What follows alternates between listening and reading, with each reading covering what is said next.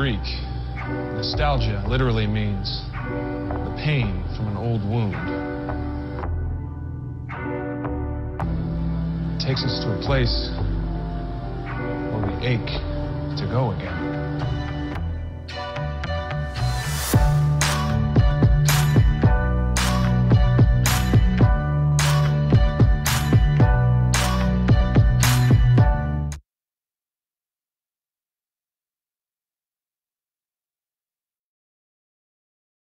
Bonjour à tous, Yvan Cournoyer, président du club, et on est accompagné de Jean-Philippe Claude aujourd'hui.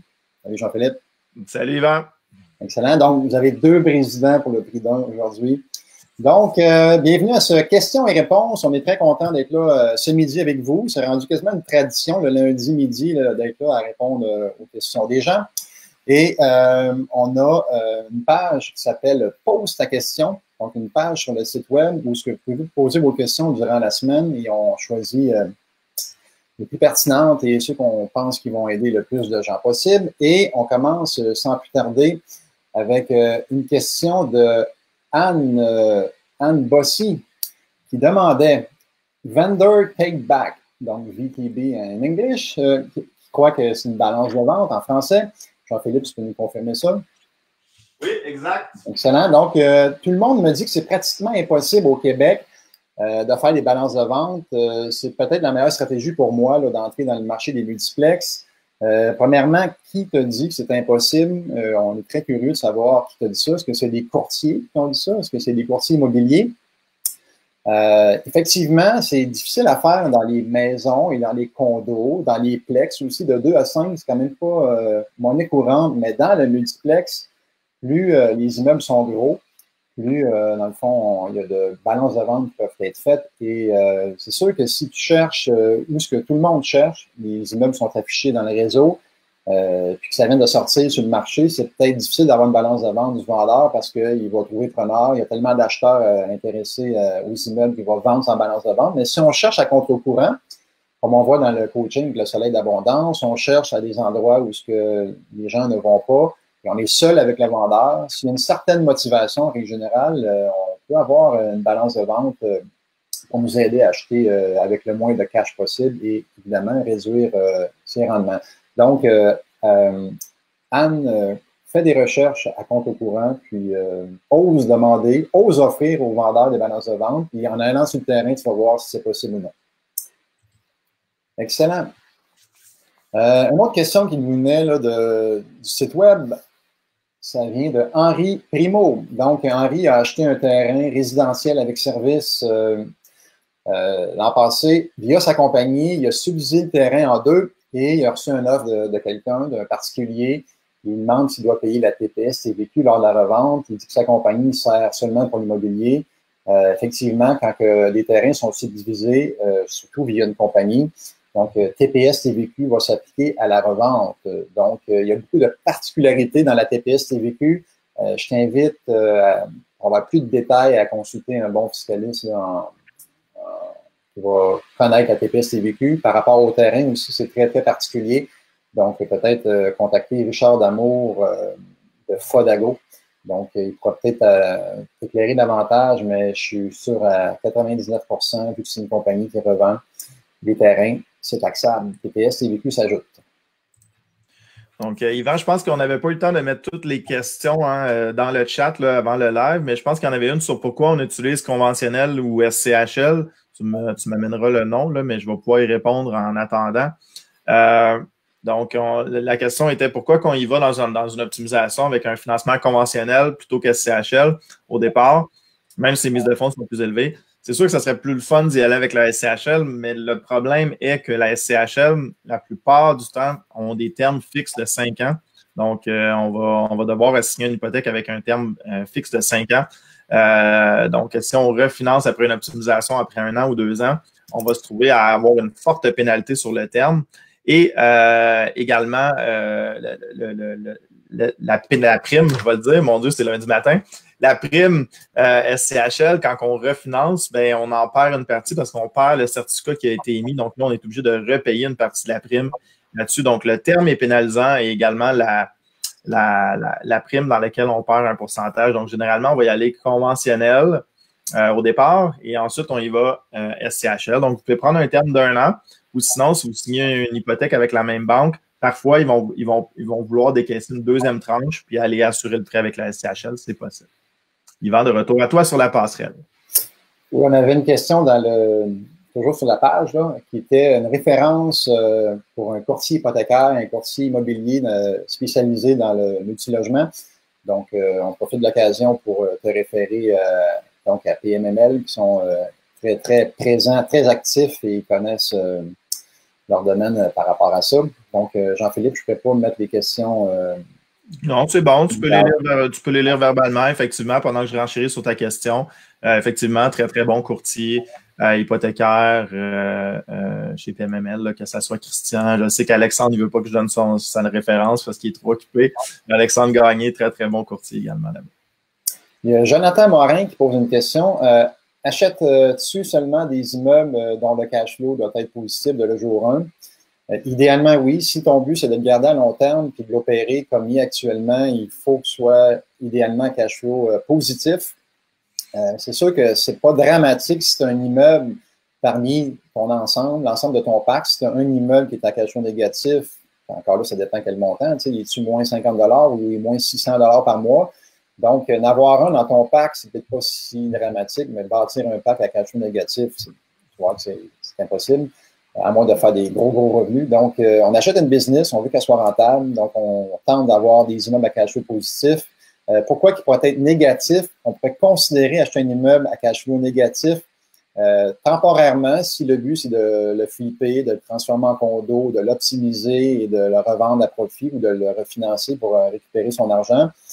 Ça peut être envisageable qu'il soit cash flow négatif temporairement, mais il ne faut pas que ça soit trop long comme processus. Si je peux bonifier un petit point aussi à mettre au clair, Jonathan, dans les petits plex, on va voir ça des immeubles à cash flow négatif, mais normalement, dans les 6 plex, en opération normale, là, je ne parle pas en dommages là, ou en problème extraordinaire, mais normalement, le ratio de couverture de dette dans les 6 logements et plus font que c'est impossible, et attention entre guillemets, encore une fois, en opération normale, s'il n'y a pas de pépin, mais normalement, ça ne devrait pas être possible d'être cash flow négatif dans 6 logements et plus parce que les banques financent sur un revenu net et ils s'assurent d'avoir un certain coussin qui s'appelle le ratio de couverture de dette. Donc, à ce moment-là, ce n'est pas possible pour toi. Il y a Nicolas qui a répondu à Marc-André Lachance. Merci, Nicolas, d'avoir contribué. Je vais te laisser, il est là avec Vijayan. OK, qui envoie une longue question ici. Envoie des lettres de prospection, bravo. Donc, j'imagine devant Netflix, durant le confinement, on écrit des lettres, on envoie ça avec un gros j'achète des immeubles cash et là, le vendeur demande une preuve de mise de fonds. Ce serait quoi tes possibilités? Écoute, sûrement qu'on pourrait réfléchir et en avoir quelques-unes, mais celle qui me vient en tête en lisant ta question, là, à brûle pour point, ça serait d'essayer de trouver un partenaire avec toi. Donc, essayer de trouver un partenaire qui, lui, pourrait avoir la mise de fonds et de dire, ben, regarde, j'achète avec ce partenaire-là, voici, lui, il a la mise de fonds. Donc, pour moi, ça serait la façon la plus facile. Puis, encore une fois, si tu as un partenaire, tu pourrais peut-être acheter un petit peu plus d'immeubles aussi directement. Excellent. C'est un bon lien avec la prochaine question de Nadine Perron qui parle justement de partenariat. Puis je vais te laisser poursuivre dans cette veine-là. Parfait. Nadine qui disait le partenariat. Est-ce que c'est seulement des gens de mon entourage que je dois trouver ou est-ce qu'il y a des partenaires dans l'industrie immobilière que je pourrais contacter? Et si oui, je ne parle pas de prêteurs privés. Nadine, on me pose cette question-là à peu près 3 fois par jour. Non, mais blague à part, peut-être pas 3 fois par jour, mais souvent, c'est-à-dire où est-ce qu'on trouve des partenaires? Quand on commence en immobilier, je ne connais pas ta situation, Nadine, là. Quand on commence en immobilier, c'est surtout la famille, okay? La famille, les amis qui vont devenir partenaires avec nous parce que c'est des gens qui nous connaissent très bien et qui ont confiance en nous. Donc, on n'a pas l'expérience, mais on a la confiance. Donc, on vient pallier expérience avec confiance et là, on réussit à faire un partenariat. Moi, j'ai commencé avec un ami très proche, un ami de longue date, dans lequel j'ai commencé à faire des partenariats. Ensuite, ça a été de la famille. Ensuite, ça a été des collègues de travail. Puis ensuite, ça a été des gens de l'extérieur. Là, attention bémol, là, attention là, à l'AMF avec tout ça. On n'est pas avocat, là, mais faites attention sur la sollicitation de partenaires à l'extérieur. Famille proche là, et amis de très longue date, vous êtes correct. Mais regardez la dispense de prospectus. Là, c'est un petit truc qui est important à lire. Mais bref, si tout ça est en règle, Après ça, tu peux commencer à les trouver dans le réseautage. Donc, les événements mensuels du club, évidemment, les coachings. Donc, ça se trouve tout par réseautage puis par bouche à oreille. Et là, on l'espère, bientôt, notre soirée mensuelle va être annoncée. On va avoir quelque chose de spécial qui va être annoncé qui pourrait peut-être t'aider, Nadine, pour trouver quelqu'un pour ça.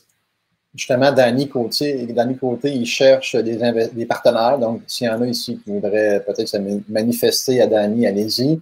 Sinon, il y a également un outil avec mon prospecteur. Je ne l'ai pas testé, mais je vois dans mes alertes souvent passer des gens qui cherchent des partenaires.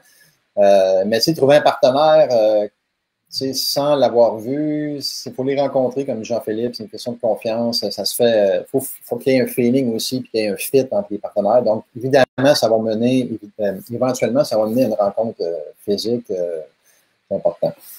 Absolument. Et des habitués, H et Priscilla, j'aimerais ça savoir si c'est son vrai nom, H et Priscilla. Donc, bonjour pour des partenariats, c'est le sujet de la journée, des partenariats. Bonjour pour des partenariats, demandez-vous la permission de faire une enquête sur eux. Donc, oui, ce serait pas mauvais que chacun s'étale, ça peut dire, se mette à nu. Donc, fournisse son bilan, fournisse ses bureaux de crédit, mais surtout le bilan, parce que t'associer avec quelqu'un de façon active. Donc, les deux sont actifs et les deux mettent du cash, mais il y en a un qui n'a plus d'argent, un coup qui a acheté l'immeuble, il y a un bilan qui est comme à zéro par la suite. Puis là, il faut réinjecter des sommes. Qu'est-ce qui va se passer, là? Il y en a un qui va être plus fort que l'autre, il va peut-être être capable de racheter l'autre, ou il va être en position de force et de pouvoir qui peut être un petit peu, des fois, problématique dans le partenariat. Fait que oui, j'ai déjà fait ça dans le passé, là, demander enquête de crédit et bilan. Et on peut même aller avec les primitifs, parce que si on peut s'associer à quelqu'un qui a un passé, qui a un lourd passé, là, on sort le primitif, puis il y a comme 22 affaires qui sortent, là, agression sexuelle, voie de fait, menace, j'en mets, mais quand même, c'est pas impossible. Fait que faites attention à qui vous allez vous associer. Ouais, vous pourriez être barré de la banque, hein. Vous associez avec quelqu'un comme ça, vous arrivez, la banque a déjà barré cette personne-là, ça pourrait vous faire très mal, là, au niveau des banques ou caisses. OK. Prochaine question, Yvan. Est-ce que tu en avais une en particulier? Non, je vais m'en prendre de l'eau. Bonjour, pourriez-vous, c'est une question de Akam. Bonjour, pourriez-vous me donner votre avis concernant des maisons de chambre comparativement au multilogement au niveau des investissements et des revenus, etc. Personnellement, je n'ai pas fait de maison de chambre. On a eu un super belle entrevue avec Jean-Philippe. C'est moi qui l'ai fait avec Philippe Brassard et Marc Rémillard. Je t'invite à aller voir l'entrevue. Ils ont été très généreux dans leurs réponses. Donc, 30 minutes bien investies que tu devras avoir réponse à tes questions par rapport à ça. Fait que je vais autant laisser ceux qui sont spécialistes là-dedans que de te dire n'importe quoi. OK. Donc, il y avait Marie-Josée. J'ai pas eu le temps de toute lire la question. Marché locatif à Montréal, taux de vacances était très bas. J'ai un 4,5 à louer à Côte-des-Neiges, 5 minutes du métro, 1er août. Le téléphone ne sonne pas. Voyez-vous cette situation? Le taux de vacances est bas, mais je comprends pas que le téléphone ne sonne pas. Personnellement, Marie-Josée, moi, à Côte-des-Neiges, ça semble bien aller. Toi, Rosemont, Yvan, comment ça se passe? Très, très bien, mais il faudrait voir. Je n'ai pas toutes saisi la question, mais c'est quoi ton prix, là? Ton prix par rapport? Comment? Exactement. C'est la suite de la question était quel est le prix? Tu sais, le téléphone ne sonne pas. Quel est le prix qui a été demandé? Ou t'annonces-tu seulement dans un endroit puis t'attends, ou ton salaire d'abondance de la location est-tu en application? C'est sûr que si ça ne sonne pas assez à un seul endroit, mettons Kijiji, il va falloir que tu te forces un peu pour aller essayer d'annoncer ailleurs. Il y a d'autres plateformes pour louer. Kangaloo, si tu es membre de la Corpic, tu peux annoncer sur Kangaloo, tu peux annoncer sur les packs, Logis Québec, il y a plusieurs endroits. Donc, peut-être mettre des efforts davantage pour tenter d'attirer du monde. Donc, c'est dur à dire pourquoi là, ça ne sonne pas.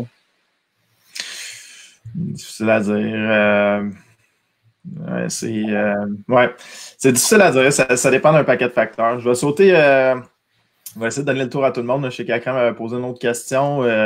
En fait, je peux y répondre rapidement. Akram, tu avais posé une question. Est-ce qu'on peut voir les taux d'augmentation des prix des bâtiments? Allez sur PMML, rapport PMML, ça va vous donner les différents secteurs, les augmentations des prix, les cap rates. Donc, ça va vraiment vous donner le pmml.ca. Vous faites juste taper PMML rapport sur Google, vous allez le trouver. Ensuite, Jonathan. À toi, Yvan. Pour vos parcs, j'imagine vos parcs immobiliers, est-ce que vous avez votre équipe de gens ou bien si vous déléguez tout à une compagnie de gestion? Dans le passé, j'ai fait tout moi-même dans mes débuts pour apprendre comment ça se passait. Après, j'ai engagé une compagnie de gestion. Ça a été moyen. La compagnie ne prenait pas ça au sérieux autant que nous. Et là, le modèle d'affaires qu'on a développé avec mon ami Richard et un autre partenaire, c'est que la blonde à Richard, notre associé, s'occupe dans le fond de la gestion. Fait que ce qui est intéressant avec Mélanie, bien, premièrement, elle est bonne et tout ça, fait une bonne job, mais elle est partie prenante dans la transaction. Fait qu'elle a l'intérêt à bien louer, à bien gérer pour donner de la valeur au parc et par le fait même, elle va toucher une partie de ça indirectement. Donc, c'est le modèle actuellement que moi j'utilise, mais je sais que Jean-Philippe, lui, présentement, fait appel à une compagnie de gestion. Oui, exact. Ben, en fait, pour les immeubles à Montréal, j'utilise le même modèle que Richard. En fait, c'est ma conjointe Sandra qui gère les bâtiments à Montréal, du moins durant l'optimisation. Je pense qu'il y a une séparation à faire là. Durant l'optimisation. Est-ce qu'on optimise les revenus ou est-ce qu'on travaille beaucoup sur le bâtiment ou est-ce qu'on est très actif avec une grosse valeur ajoutée? Là, c'est intéressant peut-être de prendre la gestion. Puis après ça, de la passer à quelqu'un d'autre. Puis écoute, Jonathan, on a eu cette discussion-là mille fois avec les gens où est-ce qu'il y a des gens qui préfèrent avoir un employé à l'interne qui font la gestion. Donc, l'équipe de gens à nous. Et il y en a d'autres qui poussent en compagnie de gestion. Moi, je suis un gars qui pousse en compagnie de gestion, donc je me débarrasse le plus possible de ça, quitte à ce que je sois moins efficace. C'est sûr que, puis je l'adore, mon gestionnaire d'immeuble. J'en ai deux, en fait, qui gèrent dans deux régions différentes et je les adore, mais je sais qu'ils ne pousseraient pas autant que moi je pousserais. Mais c'est pas là l'argent. L'argent, tant qu'à moi, est dans la nouvelle transaction, dans l'optimisation de nouveaux bâtiments. C'est là qu'on crée énormément de valeur là, à ce niveau-là. Et le point d'Yvan est excellent quand on commence d'apprendre à gérer ses locataires. C'est la meilleure chose. On apprend, puis ensuite on délègue. Comme ça, on sait comment déléguer, puis on sait c'est quoi le travail qu'on délègue. Excellent. Et Jean-Philippe, oui. Petit aparté. Vas-y. On va mettre nos parapauses pour que ça fasse. C'est ça le parapause. La prochaine fois, on fera ça. Mana, quelle importance donnez-vous à la rénovation électrique avant d'acheter un immeuble? Je ne suis pas sûr de comprendre la question, mais ce que je saisis, c'est que tu voudrais rénover, dans le fond, tu voudrais refaire l'électricité d'un immeuble. Moi, je n'ai jamais eu à le faire. Aucun immeuble que j'ai acheté que j'ai eu à remplacer l'électricité. Habituellement, les assureurs acceptent l'électricité qui est en place. Des fois, des petites surprimes parce qu'il y a de l'aluminium ou c'est de l'électricité qui est vieillot, qui date de 1920, là, avec du filage en espèce de tissu là, qui est séché, tout ça. Si ta question, c'est de transformer le chauffage en électrique, je ne suis pas sûr que c'est la question, mais ça serait une belle option d'optimisation. On peut en parler plus en détail là, éventuellement. Et dans le livre qui va sortir bientôt, moi et Jean-Philippe, on écrit, il y a un témoignage d'un gars qui s'appelle Jean-François Picard. Les gens du club le connaissent très bien. Donc, il est spécialisé là-dedans. Donc, tu peux peut-être lire son témoignage, il donne des beaux trucs et tout, mais ta question était, selon moi, là, que tu refais l'électricité. Je ne sais pas si c'est ça que tu avais saisi, Jean-Philippe. Oui, c'est une bonne bonification que tu as donnée. Tu sais, refaire l'électricité, c'est des panneaux à fusibles, c'est sûr que les assurances vont te l'exiger. Et filage d'aluminium, ça risque de gricher. Ça va être possible d'assurer quand même, mais ça risque de gricher un peu. Mais sinon, la conversion électrique, effectivement, ultra payant. Quand on parle d'un chauffage central vers une transformation électrique, j'espère que c'était ça la question, mais c'est une bonne bonification et c'est une optimisation je l'ai déjà dit, mais ultra payant. Chez Priscilla, soyez très vigilants sur ce que vous venez de faire. Vous cherchez des investisseurs et non des partenaires pour votre projet.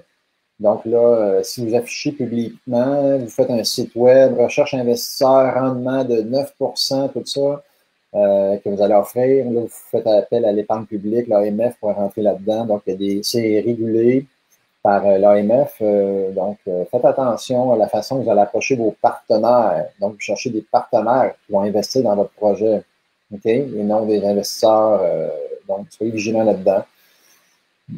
Peut-être aller lire sur l'AMF davantage là-dessus, puis si vous voulez avoir plus d'informations. Sinon, consultez un juriste qui va vous aider là-dedans. Formulaire 4506, je pense de mémoire, la dispense de processus. Le prospectus. prospectus, merci. La dispense de prospectus 45-106, ça explique les conditions dans lesquelles on n'a pas besoin de générer un prospectus d'investissement. Encore une fois, on n'est pas juriste, Yvan et moi, là. On est juste deux ingénieurs manqués, entre guillemets, parce qu'on ne fait plus d'ingénierie, on fait de l'immobilier. Donc, on n'est pas juriste. Je te dis ce que je connais, mais 45-106 dispense de prospectus, tu iras regarder. Marie-Josée qui bonifiait là, ou qui répondait à notre question où ce qu'elle annonce, Kijiji 2 fois, Marketplace, c'est des bons endroits. On revient là, rapidement là, sur le prix, sur peut-être enlever et remettre ton annonce sur Kijiji. Supprime-la, remets-la pour qu'elle repasse en première position à tous les jours. Peut-être que tu vas me dire que tu le fais déjà, mais si tu ne le fais pas, ça serait une bonne habitude à prendre. Peut-être le prix, effectivement, peut-être le prix. Là, je ne sais pas si c'est assez d'augmenter ton prix. Ça dépend aussi des fois de la description. Tu sais, des fois, si c'est un long texte, qu'il n'y a pas de paragraphe, des fois les gens lisent moins les photos. J'imagine qu'elles sont belles, mais peut-être qu'ils ont besoin d'être mieux. Une question de Serge Tousignan du coaching. Donc, je vais te laisser avec Serge. Serge, je vais la lire. En fait, je vais te la laisser parce que je pense que tu avais une bonne réponse là-dessus. Quand on ajoute des unités d'air climatisé, sur combien de temps doit-on amortir le coût d'achat et investissement et quel est le prix généralement chargé? Je pense que tu avais une règle assez, dans ton cours de flip, Yvan, je pense que tu avais une règle assez précise. De façon générale, quand tu investis dans n'importe quel investissement, essaie de récupérer ton argent le plus rapidement. Robert Kiyosaki, dans son livre Père riche, Père pauvre, ou dans Cash Flow Quadrant, je ne sais plus lequel, là, mais lui, il va récupérer en dedans de 48 mois. Donc, en dedans de 2 ans, en dedans de 4 ans, tente de récupérer son argent. Donc, c'est un bon concept. Fait que si tu installes les airs climatisés, ça te coûte au moins 1 000 $, puis tu loues 20 $ de plus par mois, mais ça fait 20 fois 12, ça fait 240. 240 fois 4 ans, ça fait 960. Donc, tu récupères ton argent. Mais l'autre point aussi qu'il faut regarder là-dedans, c'est la valeur que tu donnes à ton immeuble. Parce que tu as la récupération en termes de cash flow. Donc, tu récupères ton investissement via le cash flow. Mais en plus, tu donnes la valeur à ton immeuble et au refinancement, tu vas aller chercher de l'argent là-dessus. Okay, donc, ce serait les grandes lignes à regarder là-dessus. Jean-Philippe, tu veux bonifier pendant que je vais regarder l'autre question, ou c'est correct? Bon, je peux te l'envoyer. Regarde, ça va être facile pour toi. Marc Poudrier, Yvan. La PACME s'applique pour le coaching. Je sais qu'il y avait eu beaucoup de questions là-dessus. Okay. Donc, il ne s'applique pas sur le coaching. Est-ce que je cherche sur le coaching de 10 mois? Parce qu'il faut que les formations soient données avant la fin septembre. Par contre, on est en train de le mettre en place. On appelle l'annoncer la semaine prochaine un programme, ça fait longtemps qu'on voulait faire, là, un programme Fast Track. Donc, il y a des gens, des fois, qui ne veulent pas attendre 10 mois, ça presse. Bon, on a toujours été réticents, mais dans le contexte là, en ligne, de PACME, tout ça, puis un besoin des gens aller plus vite. Donc, on fait un petit programme plus court de 5 mois, accéléré, 5 mois, 5 formations sur 3 mois.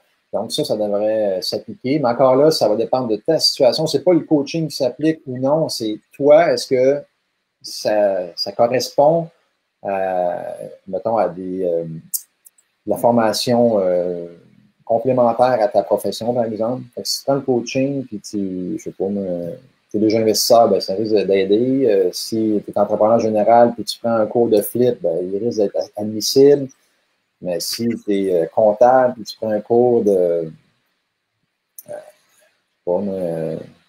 homestaging, pas sûr qu'il va passer. Bref, informe-toi avec le gouvernement à savoir si tu es éligible à la formation que nous on donne. Je ne sais pas si tu as remarqué, mais j'ai fait le changement, Yvan, pour être sûr que nos bannières ne soient pas ensemble. Bon. Il y avait juste Mana, je vais te laisser lire les questions, je vais répondre en attendant. Si tu en as une qui t'interpelle, vas-y. C'est juste une précision, Mana, à dire, bon, est-ce que ma question sur l'électricité, c'était plutôt de savoir si vous approchez seulement des immeubles dans le système électrique a subi des rénovations mises à jour. Mana, ça m'amène à une question générale qu'on pose tout le temps. Achèterais-tu ça, toi, 3 petits points, rajoute ce que tu veux. Achèterais-tu ça, toi, un immeuble avec des problèmes de fondation? Achèterais-tu ça, toi, un immeuble avec des problèmes électriques? Achèterais-tu ça, toi, un immeuble de chambre? Achèterais-tu ça? Donc, vous comprenez le principe. Les 3 petits points, tu es rempli sur ce que tu veux. Ma réponse est toujours oui, mais à quel prix? OK? Fait que c'est tout le temps la même question qu'on pose. C'est oui, il y a un problème électrique. Est-ce que je m'adresse à ce que j'achète ce problème, cet immeuble? Combien ça me coûte résoudre le problème? C'est ça la question qu'on doit se poser. C'est combien ça coûte résoudre le problème? Mais même résoudre le problème, parfois, c'est de démolir la maison puis de garder le terrain. Là. Donc, le problème, c'est la maison. On démolit, on garde le terrain. Le problème, c'est la fondation. On relève l'immeuble, on refait une fondation, on piote. Peu importe, mais c'est combien ça coûte résoudre le problème du bâtiment. C'est ça la question qu'on se pose. Parce que maintenant, évidemment, on ne t'a pas en parole, mais tu sais, si je te disais, si je te vends un immeuble 1 là, avec un immeuble qui a des problèmes électriques en ce moment, l'achèterais-tu? La réponse est forcément oui. Et donc, je n'étais pas en parole, mais c'est toujours oui. Les gens achèteraient toujours pour 1 $. Bon, mais ils demandent 1 million pour le bâtiment, tu serais prêt de le payer 1 $. Ben, ça serait quoi le prix que tu serais prêt à payer pour un immeuble avec un problème comme ça, puis de le résoudre? Point final. Voilà. Jonathan, oui. Pour faire suite à la conversion de chauffage, est-ce que ça se fait dans chacun des logements avec des plaintes et tout? Ou bien si on ne fait que convertir le réservoir d'huile, par exemple, par un système central électrique, les deux sont bons. Si c'est un vieux système inefficace, des vieux brûleurs, par exemple, une vieille fournaise, un vieux réservoir, tu peux optimiser en remplaçant par de quoi de plus performant, mais tant qu'à être là, je te dirais de y aller avec une transformation en système électrique dans chacun des logements. Tu sais, c'est bon pour tout le monde, c'est bon pour l'environnement, c'est bon pour le locataire parce qu'il y a un meilleur confort. C'est bon pour vous parce que vous allez donner de la valeur à votre immeuble. C'est bon pour l'environnement. Donc, tout le monde sort gagnant là-dedans. Donc, informe-toi, mais en règle générale, on parle d'environ 3 000 à 4 000 par logement, dépendamment là, du filage, des installations, des panneaux électriques qui sont en place et tout ça. Mais c'est capable de le mettre à l'électrique, ça serait merveilleux. Si je peux bonifier pour Jonathan, l'avantage de les avoir dans les appartements, Jonathan, c'est qu'on transfère la facture. Donc, si tu le gardes central, ça va être difficile pour toi de transférer la facture à moins que tu calcules au prorata, là, mais généralement, c'est plus facile de transférer. Ça dépend du volume. Tu sais, faire ça avec un 24 logements, ça va être payant, mais faire ça avec un triplex, ça risque d'être coûteux aussi. Là. Effectivement. Ça dépend de ton volume et tout ça. Là. OK? Ouais. Chez Priscilla, quand on pense que les soirées mensuelles vont recommencer physiquement, on attend le go du gouvernement. Après moi, on va en avoir pour quelques mois. En tout cas, ça, c'est sûr que c'est pas avant l'automne, mais d'après moi, quelques mois. On va peut-être défoncer un peu là, de 30 minutes, vu qu'on est deux. Il y a même des questions pareilles. Là. On ne fera pas ça jusqu'à 1 heure, mais quand même, on est généreux au club, donc on va continuer encore un peu. Parfait. Les visites. OK. Akram, pour les visites au logement, pour les nouveaux locataires, est-ce que c'est permis maintenant? Oui. Normalement, oui. L'hiver, est-ce que ton son. Normalement, les visites de logement sont permises maintenant. Donc, on a le droit de faire les visites. Je pense qu'on avait. Le seul bémol, c'est que les personnes devaient quitter le logement. En tout cas, il y avait une certaine procédure pour ça. Mais oui, en ce moment, les visites de logement là, sont acceptées. C'est juste qu'on ne veut pas que les gens se croisent. Donc, les gens vont quitter les logements. Bref, on va essayer d'éviter une contamination croisée. Charo demande beau mensuel ou annuel et pourquoi. Moi, je suis du type annuel. Je prends l'annuel. Gestion. Il faut aussi penser que même si on met ça mensuel, les locataires ont des droits quand même. Puis souvent, les gens disent on met ça mensuel avec indéterminé, fait que là, il ne faut pas les mettre dehors n'importe quand. C'est pas vrai. Les locataires ont quand même des droits. Donc, moi, je préfère l'annuel. Tu sais, on les signe pour 12 mois, on ne se casse pas la tête. C'est un choix personnel. Je ne sais pas si ton gestionnaire, qu'est-ce qu'il prône pourquoi, ton gestionnaire, Jean-Philippe, mais. Ben, on y va avec des baux, ça dépend de la situation. Généralement, c'est des baux annuels parce qu'en plus, au financement, là, des baux mensuels, là, les banques n'aiment pas ça parce que c'est une instabilité. Vous ne pouvez pas mettre fin au bail, mais le locataire, lui, sous un avis de 30 jours, peut quitter. Donc, ça crée une certaine instabilité au niveau des banques. Donc, les banques sont moins chaudes. Là, donc, on essaie d'éviter le plus possible. Il y avait Yannick qui disait la soirée mensuelle, attention, il n'y a pas de soirée mensuelle demain. Là. Donc, juste bonifier parce que notre petit système, notre petite surprise n'est pas encore prête. Ça devrait être prêt normalement bientôt. Là. Donc, on target pour l'instant, on met une date fictive là, pour l'instant. On target le 26 mai. Je pense à la même soirée qu'à Québec. Donc, on target ça pour l'instant à voir, Yannick. Okay? C'est un classique dans le domaine de l'informatique. Tellement vu de gens, mon site web va être prêt dans un mois, nous-mêmes, c'est souvent comme ça. Puis, telle application, je vais la lancer au mois de mars, on est rendu au mois de septembre, il n'est pas encore lancé. L'informatique, c'est toujours plus long que. Ça va valoir la peine. Ça va valoir la peine, OK? Ça va valoir la peine. Attendez, si vous allez voir, ça va être très drôle. OK? Ensuite... Marie-Josée, quand même, pour les gens du coaching qui sont ici, qu'est-ce qui est prévu pour le groupe 44? Honnêtement, il faut que je décide rapidement parce que c'est une graduation normalement. Peut-être ce qu'on va faire, c'est qu'on va quand même donner la matière qu'on est supposé donner. On va quand même faire notre 5 à 7 habituel, comme tu connais Marie-Josée, pour y participer. Le souper de graduation, bien évidemment, on va le reporter, je ne sais pas quand, là, mais ça va être un souper retrouvailles. Il y avait Newton, c'est une longue question, Yvan, je vais y aller sans la lire au complet, je l'ai lu. Newton disait c'est plus avantageux les 6plex que les 8plex à cause du ratio de couverture de dette plus bas, qui est de 1,1 au lieu de 1,3 au financement SCHL. Effectivement, Newton, les 6 logements en ce moment sont très attrayants pour ça. Donc, on y va avec des ratios de couverture de dette plus faibles pour la SCHL, 6 et 7 logements, si je ne m'abuse pas. Si je ne m'abuse, plutôt. Je pense que c'est ça le bon terme. 6 et 7 logements pour la SCHL, effectivement, très intéressant au niveau des 6 logements en ce moment à cause que les mises de fonds augmentent.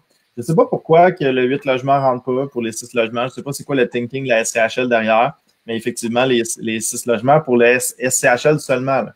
Donc, conventionnel ne devrait pas changer, mais SCHL seulement, c'est plus intéressant, les 6 logements. Très bonne question de Newton.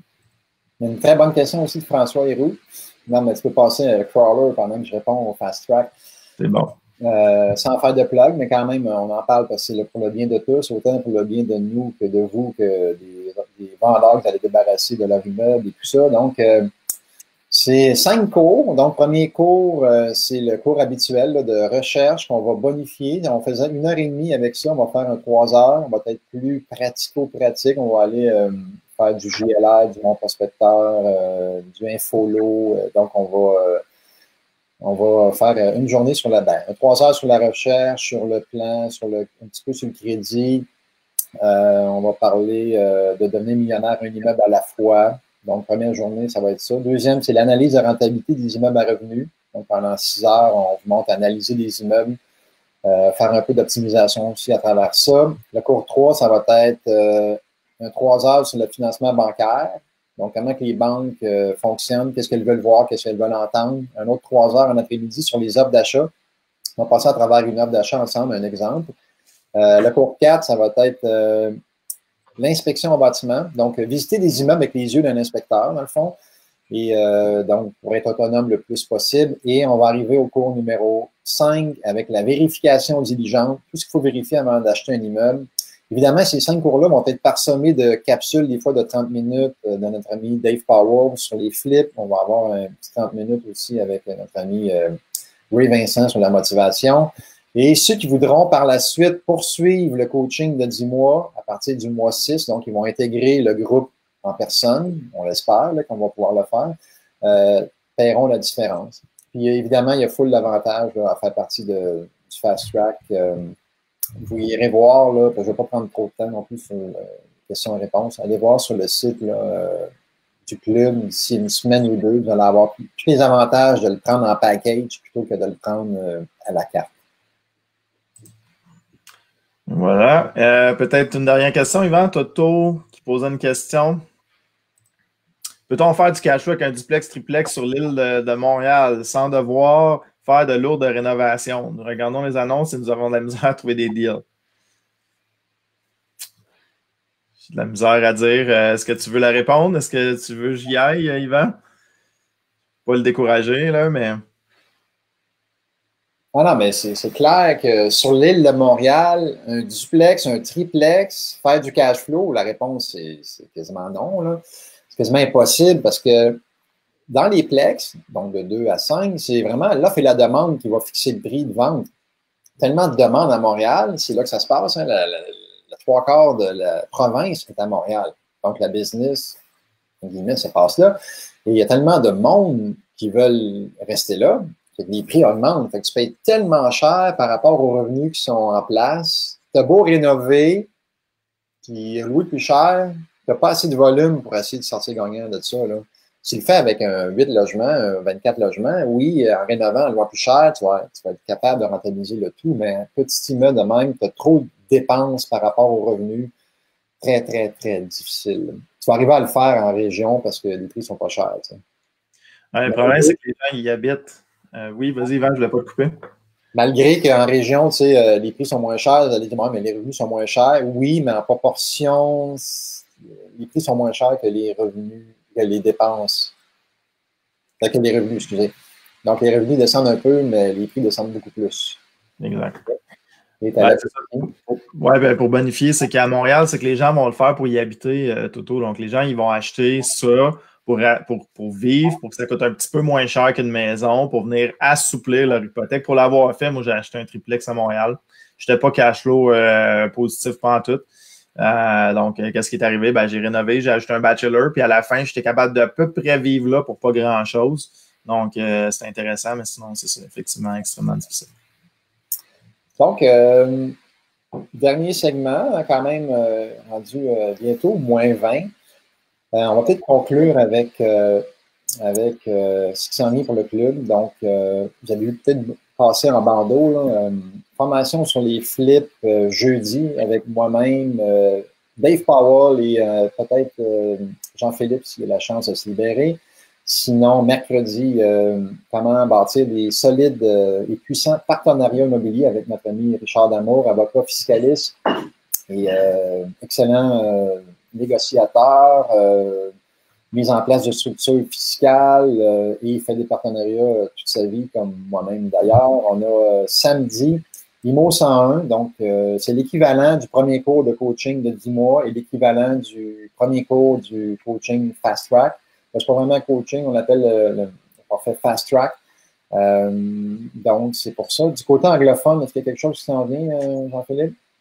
Oui, côté anglophone, le 19 mai, cours de flip qui s'en vient. Donc, on va essayer d'inviter Dave aussi. Hein. Dave, il va être en français et en anglais. Donc, 19 mai, du côté du Real Estate Investors Club, le cours de flip. Excellent. Donc, surveillez, je vous dirais d'ici 2 semaines, on va se laisser un petit buffer. Plusieurs formations en ligne vont être offertes. On a quand même fait plusieurs. On les a enregistrées. On va les rendre disponibles à la province de Québec et ceux qui veulent l'écouter en France, en Suisse, n'importe où. Si ils parlent français, ils pourront l'écouter. Il restera juste à adapter le volet financement à leur pays. Mais les concepts demeurent les mêmes. La fiscalité de leur pays sera adaptée, évidemment, là, ceux qui veulent l'écouter dans l'univers au complet. Et sinon, merci beaucoup d'avoir été là. On espère que vous avez apprécié le temps qu'on a pris avec vous aujourd'hui. Un petit mot de la fin, Jean-Philippe. Non, ça a été un bonheur, effectivement. Rester connecté à savoir qu'est-ce qui va se passer avec la soirée mensuelle, avec les différents lives, avec les différents cours. Puis c'est ça a été juste un plaisir. Je réitère le plaisir de faire les questions-réponses avec Yvan. C'est une nouvelle formule. J'espère que ça vient été. Je pense que oui. Ça a été un plaisir de le faire à deux. Un petit peu plus, encore plus dynamique. Et on se revoit lundi prochain midi pour d'autres réponses à vos questions. Merci. Yes. Bye.